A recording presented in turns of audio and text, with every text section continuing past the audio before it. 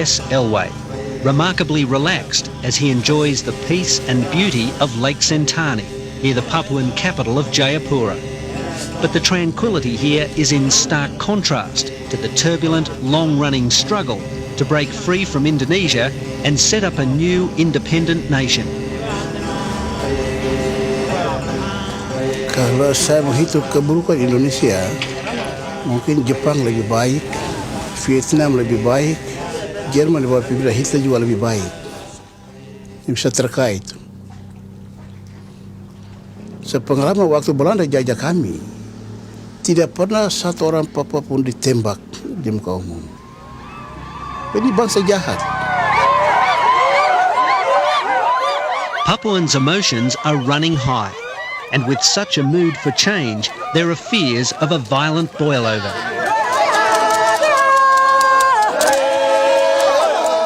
It's hard to separate the sentiment here from what's going on in Fiji and the Solomon Islands.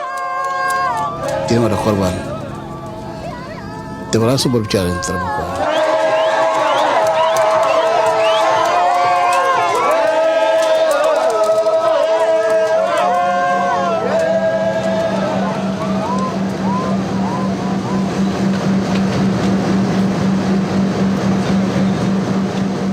For these Amungmi women from Papua's highlands, this is a rare journey. Unfamiliar with anything outside their own tribal land, they're off to take part in what promises to be the greatest ever show of Pan-Papuan solidarity, an historic independence congress in Jayapura.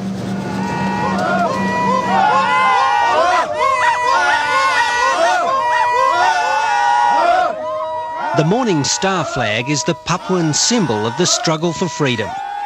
The last time the Amungni people flew the flag was late last year in their hometown of Timika. Police opened fire, killing one independent supporter and injuring 50 more.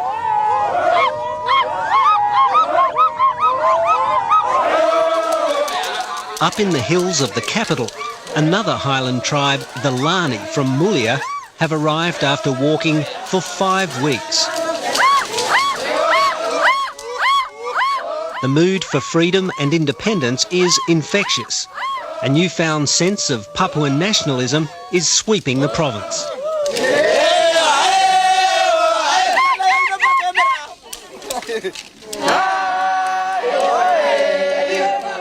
Down in the town centre, the Nabire people, who've also travelled hundreds of kilometres, are making their presence felt. While it's not a sight to strike fear into the hearts of the despised Indonesian military, it's nonetheless a provocative and illegal act. Saya minta merdeka! Saya minta merdeka!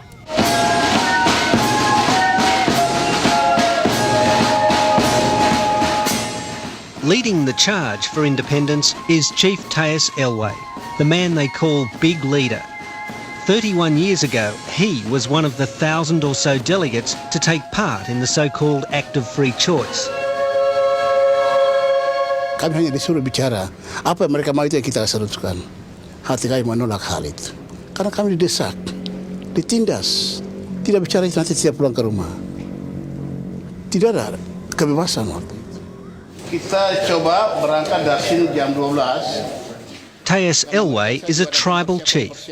At 62, he commands royal respect in a close-knit community on the outskirts of Jayapura.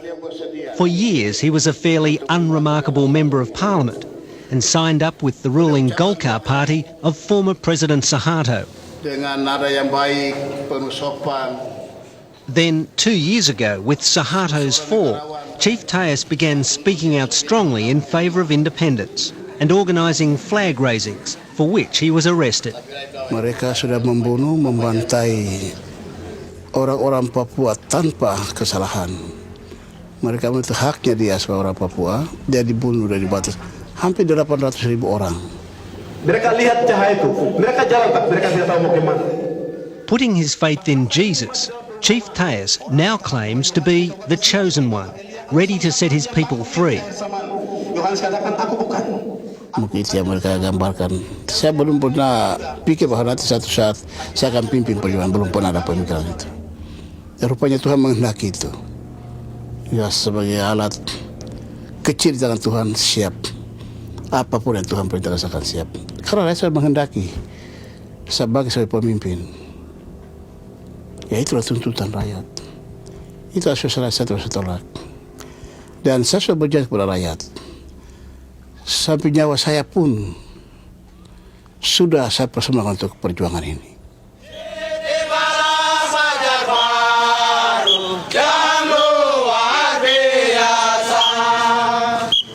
If the chief is the chosen one to regain the promised land, then this is the outfit to provide the muscle. The newly formed pro-independence militia group SATGAS, or Task Force.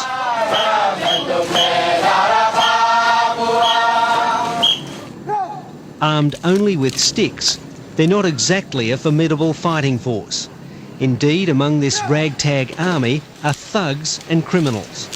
But no matter what their form, ultimately these militiamen answer to Chief Teus Elway. Untuk sementara waktu mereka dalam batas-batas menjaga keamanan dan ketertiban. Tapi suatu saat apabila hak kita dikembalikan, kita akan proses mereka itu untuk ambil alih tugas keamanan.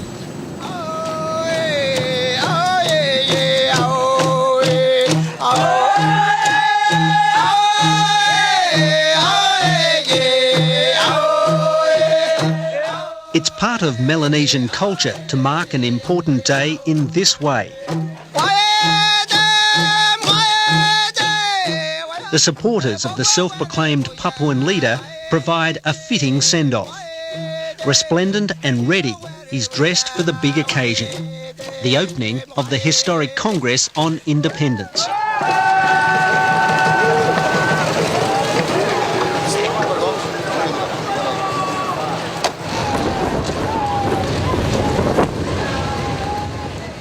Joining the convoy and casting an entirely different figure, another who's played a key role in the long and often brutal struggle against Indonesian rule.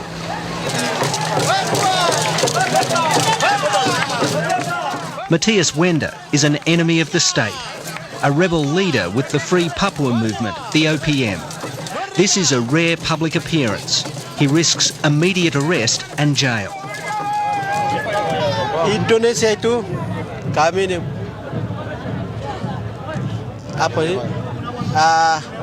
ditembak, dibunuh, dihiris itu banyak sekali kita korban orang Papua ini. Jadi saya tidak mau perang lagi. Merdeka! Merdeka!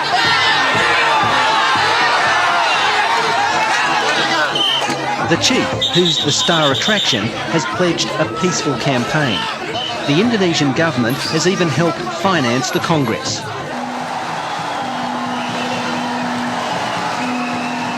President Abdul Rahman Wahid promised to upstage the chief and formally open proceedings, but he's a famous no-show.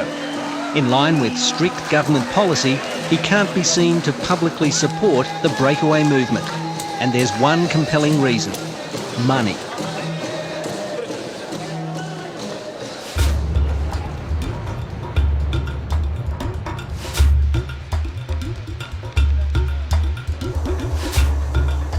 This is no tourist cable car. It's taking these men to an altitude of more than 4,000 metres to work on one of the world's most extraordinary projects, Freeport. It's one of the richest gold and copper mines in the world. Are we the crown jewel? I guess you could say we are, in the sense that we are the biggest operation out here. We employ 14,000 people. We provide an economic livelihood for thousands and thousands of people beyond that. So I guess that's my definition of what we are out here.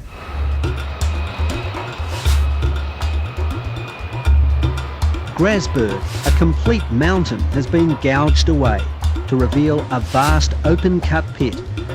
A vast open pit of money for its American shareholders, and a colossal windfall for the Indonesian government.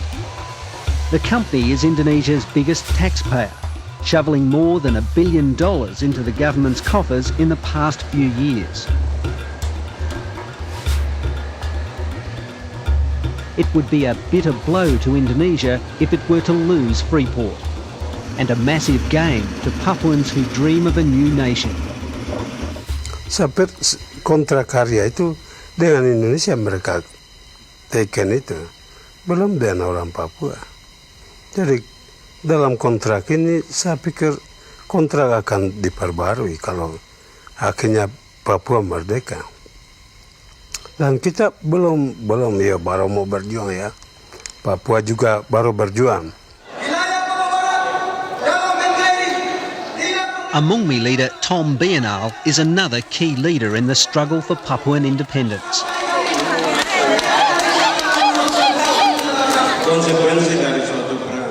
Five years ago, he sued Freeport, alleging human rights abuses and the destruction of Papua's resources. The case was thrown out. The mining giant responded by appointing Bienal to its board of commissioners. But on the question of independence, Freeport is sitting firmly on the fence. I can respect Tom for what he feels and what he believes in, and his thinking that independence would be far better than any kind of autonomy that the Indonesian government could grant to the people of Papua. While Freeport might profess respect for those calling for Papuan independence, it has no wish to negotiate a new contract, much less any intention of offending the Indonesian government. Indeed, Indonesian security forces patrol the mine site because of fears of sabotage by OPM guerrillas. While there's been no recent attack, the mine and the military remain on constant alert. Di sini untuk pengamanan, untuk menjaga daerah Magasen di Grasberg di atas. Jadi saya sebagai polisi, sebagai bawahan hanya melaksanakan kepemimpinan untuk melaksanakan tugas pengamanan di daerah Freeport khususnya di Grasberg. The government has made a decision that a military presence is necessary to guard one of the vital assets of the country of Indonesia.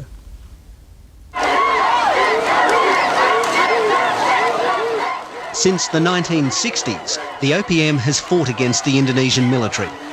Some members of the Free Papua movement have emerged from the jungle to join this charging, chanting throng outside the Independence Congress.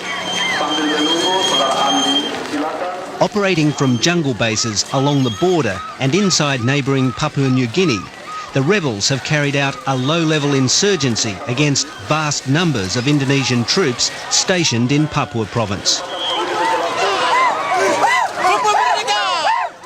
Matthias Wender is an OPM leader who's engaged in the guerrilla warfare, but the odds against his rebel band have been overwhelming. The Indonesian military stands accused of brutal repression, killing and torturing tens of thousands of Papuans. Now Matthias Wender is armed with a new strategy. Tidak, merdeka penuh. Ini bukan bunuh, periwangan suci, periwangan hukum halal. Jadi kita tidak bunuh, tidak ada, tembak tidak ada. Ya, hukum halal, hukum adat, hukum internasional. Kita yang orang Papua yang tiga hukum. Yang ada di hutan seperti Matthias Wender atau Kelly Kualik ini tentara. Kalau nanti sekarang dalam Kongres kita lihat mereka sebagai satu partai. Tapi kalau nanti merdeka pasti kita lihat mereka sebagai tentara.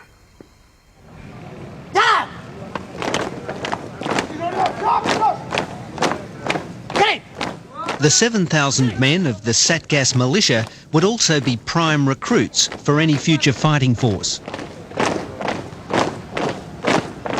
But while Satgas has close ties with Chief Teus, some rank and file members have not exactly embraced his message of peace and godliness. The militia's image has been tarnished by acts of violence and intimidation against business people and others who oppose the independence movement. Pasti ada keajaiban Tuhan berlaku untuk negeri ini. Kan sudah lunas membayar kemerdekaan dengan kami orang sendiri yang dibunuh. Pasti Tuhan mengerti hal itu. Tapi pada waktu-waktu tertentu nanti kita lihat situasi. Kalau situasi mendesak, kemungkinan cara-cara kita bisa pakai. That's a prospect which scares those who don't share the dream of independence. Twice a week, Indonesia's inter-island ferries pull into Jayapura harbour. Among the thousands of passengers, many from Java looking to make new lives. Their arrival will add to the rich cultural mix here, but rapid transmigration means Papuans may soon be a minority in their own land. In the early 1970s, Indonesians made up only 4% of Papua's population. Today, that figure has climbed to nearly 50%. To the indigenous Papuans, it's yet another form of Indonesian domination. Sama Ben boleh, sini Ben. Effie Purwarantomo and her husband run a humble soup kitchen in Jayapura. They left crowded central Java 2 years ago, a time of rioting and economic hardship, when neither of them could find work. Papua for them offered new hope, and the Papuans are their customers and neighbours. Tidak juga. Maksudnya ini, bisa berbaur dengan orang Papua, begitu orang Jawa. Bisa. Kami bisa berbaur. Bisa. Saya dari tadi. But there remains a fear of the same instability that plagues much of Indonesia. So what if Papua was to break away? Kalau saya pulang ke Jawa, pulang ke kampung.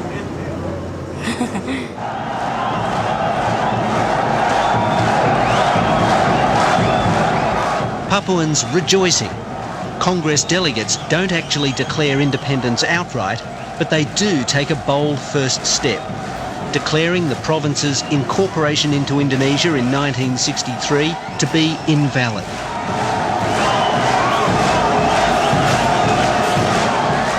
Amid the jubilation, the independence movement can point to the name change from Irian Jaya to Papua, the right to raise their flag and sing the national anthem.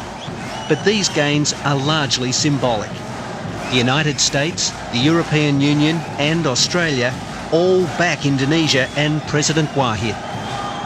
But once they organize themselves or initiate the steps to realize that kind of independence, then those people are against us and will take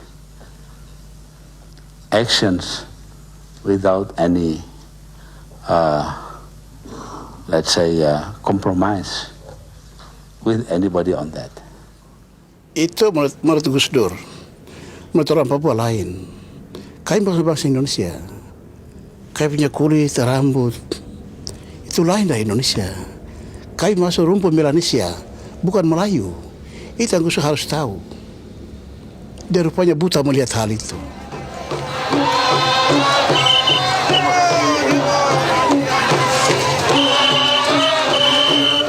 Papuan identity has found a new, vibrant expression. The struggle for Melanesian rights in Fiji and the Solomons will only fuel a new militancy. Indonesia has lost its hold over these people.